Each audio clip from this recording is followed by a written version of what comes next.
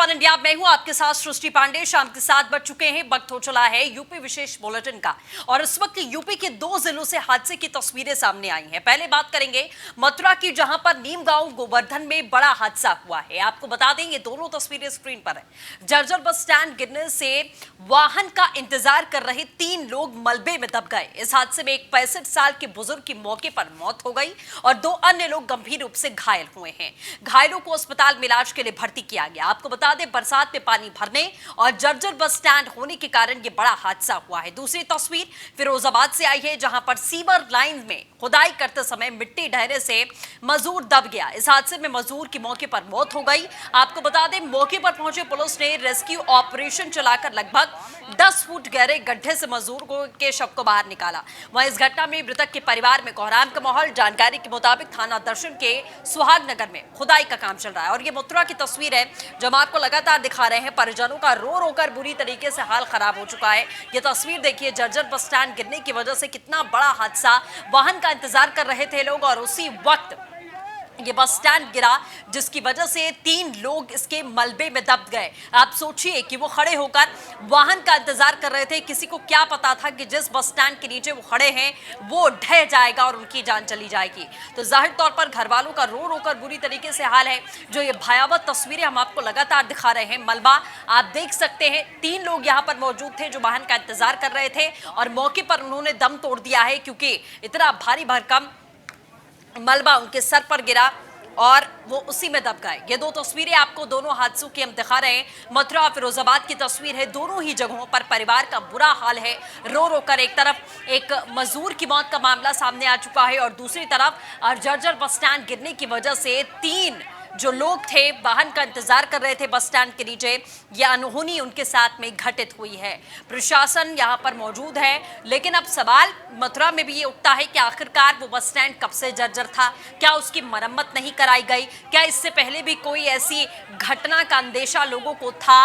या प्रशासनिक स्तर पर कभी क्यों नहीं देखा गया कि ये बस स्टैंड जर्जर हो चुका है, इसकी मरम्मत कराई जाए या फिर इसको बंद कर दिया जाए, लोगों को मना कर दिया जाए कि आप यहां पर आकर मत खड़े होया करिए।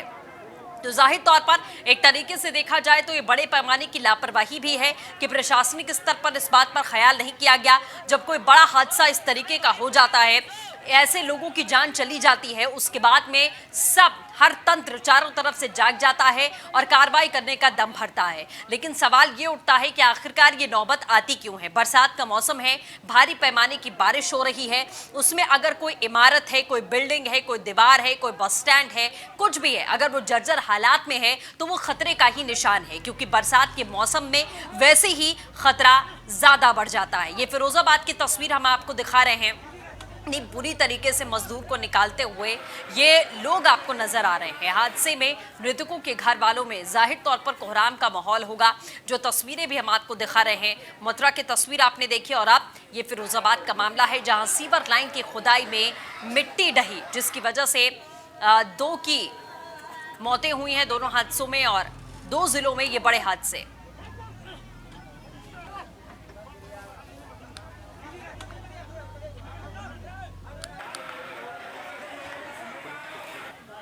तो मथुरा फिरोजाबाद का ये मामला है। जो तस्वीरें हम आपको लगातार दिखा रहे हैं, परिवार के हालात खराब हो चुके हैं। दोनों ही तरफ लापरवाही का मंजर। मथुरा फिरोजाबाद, मथुरा में जर्जर बस स्टैंड गिरने की वजह से यह हादसा।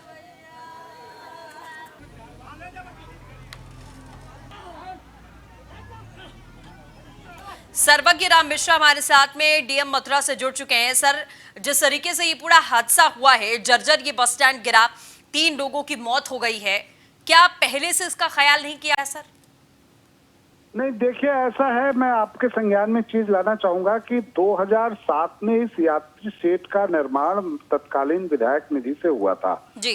आज जब वहाँ पानी बरस रहा था, कुछ तो गांव के लोग, नीम गांव में ये स्थान है जी, कुछ लोग वहाँ पे बैठे थे, अचानक वो गिर पड़ा, जिससे एक व्यक्ति की मौके पे डेथ हुई थी और 4 लोग घायल थे, जिनको हॉस्पिटल में इलाज चल रहा है। और अभी जानकारी हुई है कि थोड़ी देर पहले, 15-20 मिनट पहले, इलाज के दौरान एक व्यक्ति की और मृत्यु हुई है। जी। 3 की डेथ नहीं है और सभी लोग जो और 3 हैं वो खतरे के बाहर हैं। सारे तथ्यों की जांच के लिए उप जिला मजिस्ट्रेट को हमने निर्देशित कर दिया है कि छानबीन उसकी जांच करके अपनी आख्या मुझे पूरा कल तक प्रस्तुत करे कि क्या इसमें किन कारणों से ये इसको टाला जा सकता था, हादसे को किन कारणों से हुआ है। लेकिन ये लगभग 13-14 साल पुरानी बिल्डिंग थी। बिल्डिंग क्या, टीन शेड रहा है जी।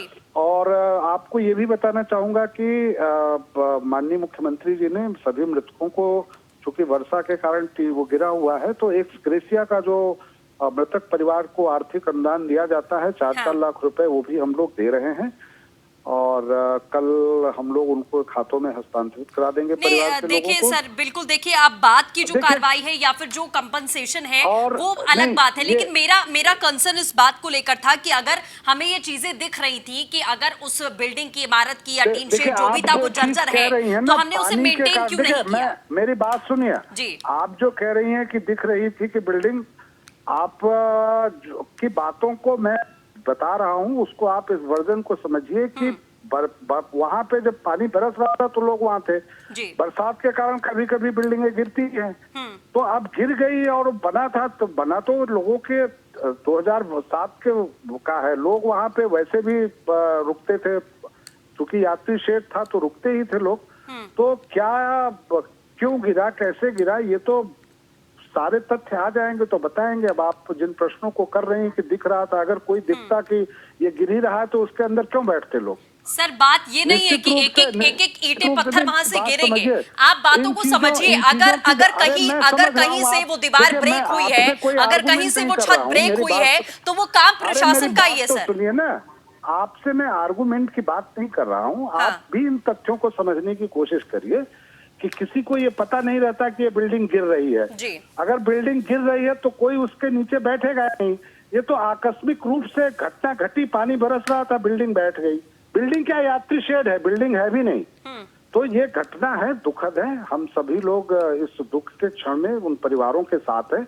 इलाज सबका, जो घायल भी उनका भी इलाज चल रहा है और हॉस्पिटल में भी वरिष्ठ अधिकारी हैं, सभी लोग हैं। जो चीजें हैं, जो हम लोगों को तात्कालिक चीजें जितना करना है वो हम लोग कर रहे हैं और पूरे परिवार के दुख की घड़ी में हम लोग सब लोग साथ हैं उनके। ठीक है, चलिए सर, हमारे साथ जुड़ने के लिए बहुत शुक्रिया। पिछले 5 दिन अगर पिछला देखें तो हमारा परमानेंट जेल थी, वहाँ पे कोई भी केस नहीं था। लेकिन पिछले 5 दिन से पहले वहाँ के एक डिप्टी जेलर मिले थे, फिर उसके बाद 2 हमारे राइटर मिले। लेकिन कल जब वहाँ जांच हुई तो वहाँ कल सबसे अधिक मात्रा में 15 केस मिले, जो पहली बार परमानेंट जेल में सबसे ज़्यादा मिले हैं, जिसमें से 2 सीटी थे और 13 यूटी हैं। तो अभी तक टोटल 25 की संख्या वहाँ जिला। चलिए, मथुरा से हमारे सहयोगी महेश हमारे साथ जुड़ चुके हैं। महेश, क्या कुछ जानकारी इस पूरे हादसे को लेकर? डीएम साहब का कहना है कि आकस्मिक परिस्थिति है, किसी प्रकार से प्रशासन की कोई भी अनदेखी नहीं है इसमें। देखिए, हम आपको बता दें कि नीमगांव गोवर्धन में ये जो टीन शेड लगा था, यात्री टीन शेड लगा था, इस पे लगातार मथुरा में कम से कम 10 दिनों से लगातार बारिश हो रही है, जिसके कारण इसके टीन शेड के ऊपर कुछ ऐसी मिट्टी या डस्ट जो थी और कूड़ा कचरा जमा था, जो बारिश होने के कारण वो उस पे भी बारिश के पानी लगातार भरता रहा और इसी कारणों से आज भी बारिश हो रही है। जब ये गिरा है तब भी ये कारण माना जा सकता है कि उसके कारण ये टीन शेड गिरा। लेकिन यहाँ पर प्रशासन की चूक ये है कि अगर जो भी टीन शेड या जो भी जहाँ भी लगे हैं, अगर बरसात का मौसम है तो उनको साफ सफाई रखनी चाहिए और उनका ध्यान रखना चाहिए कि उसको गंदगी तो नहीं है। अगर ये पानी वहां रुकता नहीं टीन शेड के ऊपर तो शायद ये मामला इतना गंभीर हादसा नहीं होता। सबसे बड़ा प्रशासन के लिए सवाल यही है कि जो टीन शेड है उन पर सफाई करानी चाहिए थी और पानी रुकने के कारण इसमें एक व्यक्ति की तो मौके पर मृत्यु हो गई थी, बाकी जो 4 लोगों को एडमिट कराया गया था उसमें भी एक की मृत्यु हुई थी, बाकी की हालत सही बताई जा रही है कि उनका इलाज अभी चल रहा है। लेकिन प्रशासन पे लगातार इस बात का सवाल है कि आप इस बातों की चूक कैसे करते हैं? लगातार बारिश हो रही है, बारिश पे इन चीजों का ध्यान नहीं दिया जा रहा है। ये प्रशासन पे सवाल अवश्य खड़ा होता है, क्योंकि जिन परिवारजनों ने अपने परिवार के 2 सदस्यों को खोया है, जरूर मुख्यमंत्री की तरफ से उनको 4-4 लाख रुपए देने की बात कही गई है, लेकिन रुपयों से ही सिर्फ भरपाई नहीं होती परिवार की, किसी के परिवार की रुपयों से भरपाई नहीं होती है, क्योंकि उसके परिवार का जो भी सदस्य जाता है उनके ऊपर जो बीतती आप देखते हैं कि उनकी कितनी पीड़ा है, वो लोग किस तरीके से बिलख रहे हैं, रो रहे हैं। लेकिन प्रशासन इस पर मौन है। जिलाधिकारी जरूर कह रहे हैं कि हम इसकी जांच कराएंगे, लेकिन वो जांच आएगी, जांच में क्या दोषी पाए जाएंगे।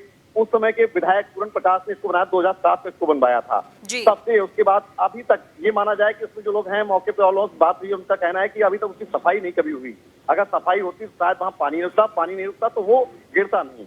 और ठीक है, गिरने के बिल्कुल। कारण जो चलिए, आसपास- हमारे साथ जुड़ने के लिए महेश, तमाम अपडेट के लिए आपका बहुत बहुत शुक्रिया।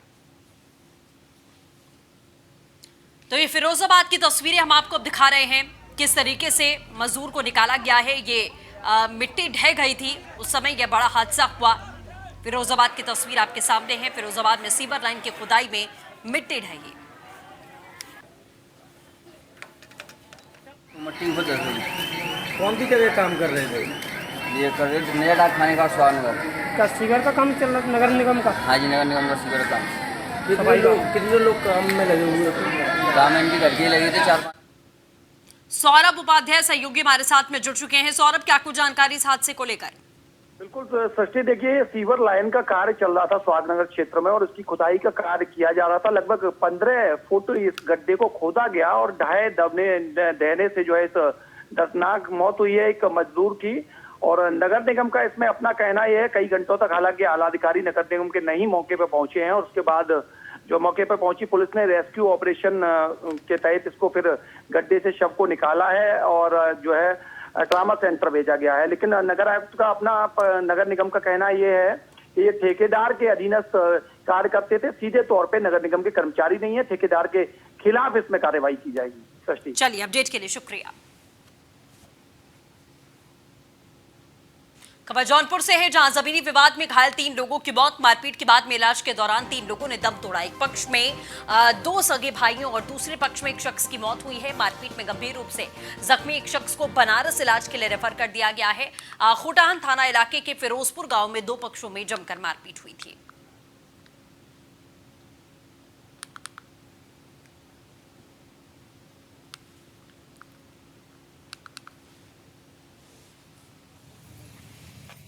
विवाद को लेकर के 2 पक्षों में झगड़ा हुआ है। इसमें 10 लोग इंजर्ड हुए थे, उसमें 3 लोगों की मृत्यु हो चुकी है।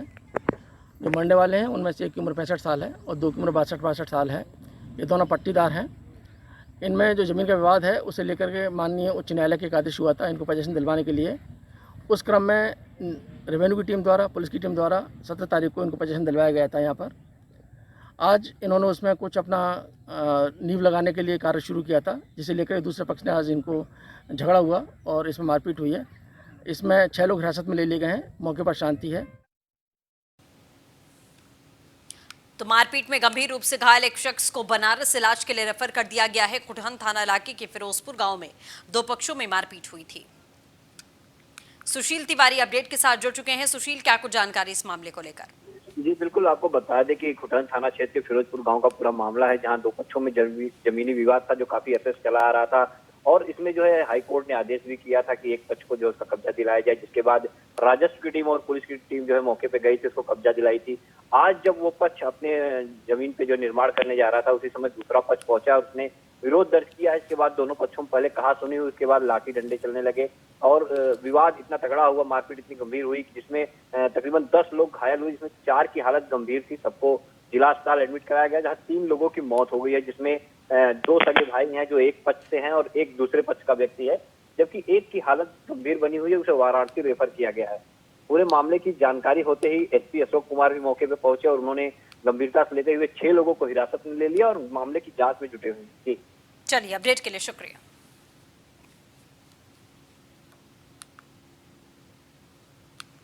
हापुड़ में 11 साल की नाबालिग छात्रा से रेप। आपको बता दें, 6 महीने से डराकर रेप कर रहा था युवक। नाबालिग के पेट दर्द से खुलासा हुआ। परिजनों ने शिकायत करके कार्रवाई की मांग की है पुलिस से। शिकायत करने पर पीड़िता के परिवार को धमकी मिली। पीड़िता के परिवार को जान से मारने की धमकी दी गई है। इसके साथ ही आपको बता दें, उसे बम से उड़ाने की भी धमकी दी गई है। सुनवाई ना होने पर पीड़िता के परिवार ने खटखटाया एसएसपी का दरवाजा। हापुड़ एसपी के संज्ञान लेने पर बहादुरगढ़ पुलिस ने 2 युवकों को अरेस्ट किया है। आलोक और अवतार नाम के 2 भाइयों के खिलाफ में केस दर्ज किया गया।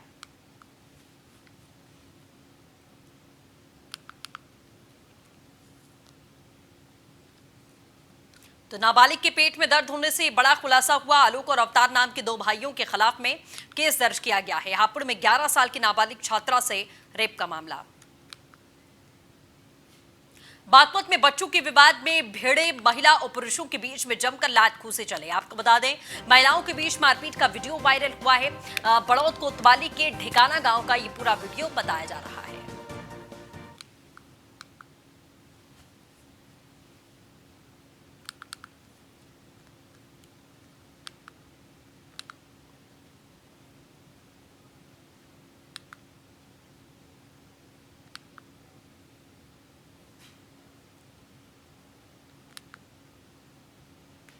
तो ये मारपीट की तस्वीरें हम आपको दिखा रहे हैं। महिला और पुरुषों के बीच में जमकर लाठी डंडे चले हैं। महिलाओं के बीच में मारपीट का वीडियो वायरल हुआ है। बागपत में बच्चों के विवाद में बड़े भिड़ते हुए नजर आए। महिला और पुरुषों के बीच में जमकर लात घूंसी की तस्वीरें वायरल हुई हैं। महिलाओं के बीच में मारपीट का वीडियो वायरल हो रहा है।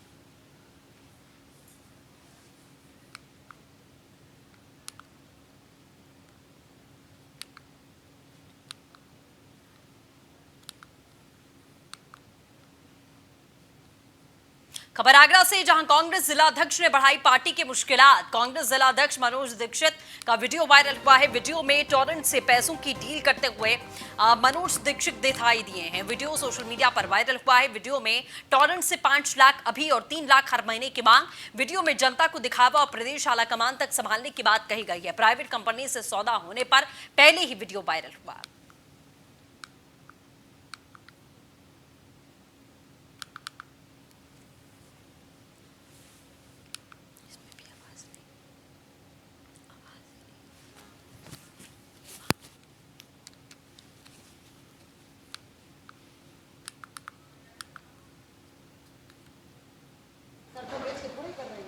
प्रोग्राम की हम अपने मेहनत करने की वो तो अध्यक्ष जी के ऊपर है। वो डालते हैं जिम्मेदारियां, रैलियों का खर्चा डालते हैं। 4-4 लाख 3-3 लाख हमारे पास आता है, तो हम भी जनता की लड़ाई कहाँ से लड़ेंगे। तो आप हमें बता दीजिए, एक मोड ऑफ अमाउंट हमें बता दीजिए कि इतने में हमारी बात आप रखिए, हम आपकी बात रखेंगे। जो उसमें सेटलमेंट होगा हम साहिद भाई को उसमें बता देंगे और आपको एक दिन बैठ कर बात हो जाएगी। ज़्यादा लंबा चौड़ा बात करने में नहीं आया हूँ। 2 बात कर लो, पहले बात कर लो, मेरी बात सुनो। ऐसा है 5 लाख रुपये सुनो मेरी बात सुनो। मंथली हमारा कम से कम उनको भी देख रहे, उनको तो ये अलग देख रहे हैं, लेकिन हम जिला देख तो हमें उनको संभाले रहेंगे, उसमें कोई प्रॉब्लम नहीं। अगर कर खबर लखनऊ से, जहां अयोध्या में मस्जिद निर्माण ट्रस्ट ने जारी किया अपना प्रतीक चिन्ह। Indo Islamic cultural foundation trust ने जारी किया प्रतीक चिन्ह। अयोध्या में मस्जिद निर्माण के लिए ट्रस्ट कर रहा तैयारियां।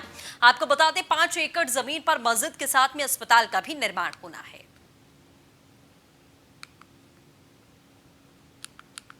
तो 5 एकड़ जमीन पर मस्जिद के साथ में अस्पताल का भी निर्माण होगा। अयोध्या में मस्जिद निर्माण ट्रस्ट ने जारी किया है अपना प्रतीक चिन्ह। Indo Islamic culture foundation trust ने जारी किया प्रतीक चिन्ह।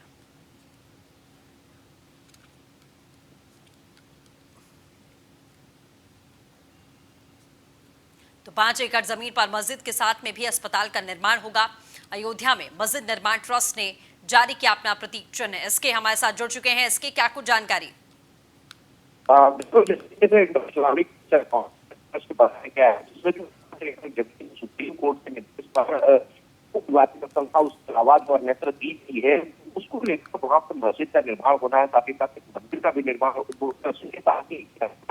होना है। उसमें जो गरीब लोग होंगे उनको इलाज देने की व्यवस्था की जाएगी। तो आज उस ट्रस्ट ने अपना लोगो जारी कर दिया है, वो IICF के नाम से वो लोगो जारी किया गया है, जिसमें अब धीरे धीरे जो ट्रस्ट का काम है वो भी अब आगे बढ़ रहा है। कुछ दिन पहले ही उन्होंने अपनी पूरी जो पदाधिकारियों की कार्यकारिणी है वो जारी की थी, अब लोगो भी जारी कर दिया है। साथ ही साथ जो जमीन मिली है उसकी मैपिंग और उसका नक्शा बनाने का काम भी लगातार चल रहा है। चलिए, इसके अपडेट के लिए शुक्रिया। अयोध्या से ब्यूरो चीफ राघवेंद्र भी हमारे साथ जुड़ चुके हैं। राघवेंद्र, क्या कुछ जानकारी इस बड़ी खबर पर? बिल्कुल सृष्टि, देखिए मस्जिद निर्माण ट्रस्ट ने अपना प्रतीक चिन्ह जारी कर दिया है। ये चिन्ह जो है Indo Islamic culture foundation trust के नाम से ये पूरा ट्रस्ट का गठन हुआ था और उसी का यह प्रतीक चिन्ह है, जो अयोध्या के रौनाही स्थित एक 5 एकड़ भूमि में मस्जिद का निर्माण होना है। उसी को लेकर ट्रस्ट ने अपना प्रतीक चिन्ह जारी करते हुए वहां पर कार्य शुरुआत करने के ऐलान जैसा माहौल बना दिया और जिससे तमाम सारे लोग जो हैं, जो मुस्लिमवादी है, जिनकी विचारधारा मस्जिद की आस्था को कहीं ना कहीं रखती है, उनको लेकर के काफी हलचल भी बढ़ी हुई है। और अयोध्या में मस्जिद निर्माण को लेकर एक समुदाय के लोग अपने आप में खुशी भी व्यक्त करते नजर आ रहे हैं। सृष्टि, चलिए, अपडेट के लिए शुक्रिया राघवेंद्र।